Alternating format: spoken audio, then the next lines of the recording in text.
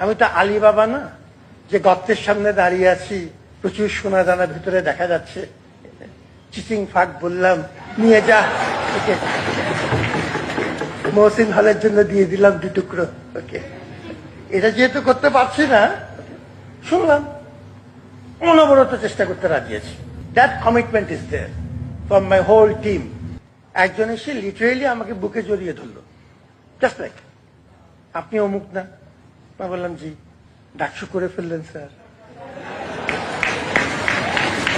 এবং এই কৃতিত্ব তোর প্রাপ্য, ডাকসুর প্রাপ্য।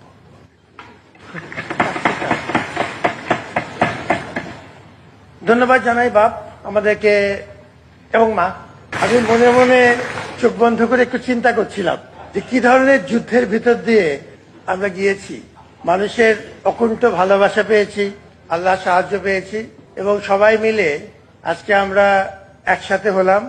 আসলেই হল সংসদ এবং ডাকসুর প্রতিনিধিবৃন্দ, নেতৃবৃন্দ, আমাদের প্রিয় শিক্ষার্থীবৃন্দ আমাদের সামনে বসে আছে এবং পার্লামেন্ট ভাব হচ্ছে, এবং আমাকেও সংসদ নেতা বলে মনে মনে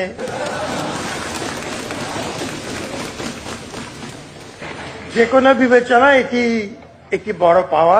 আমরা আল্লাহ শুকরানা আদায় করি এবং আমাদের উপর যারা বিশ্বাস স্থাপন করেছিলেন এদেশের মানুষ, তাদের প্রত্যেকের প্রতি ধন্যবাদ জানাই। এই ডাকসুর ব্যাপারে আসলেই সারা বাংলাদেশ তাকিয়েছিল।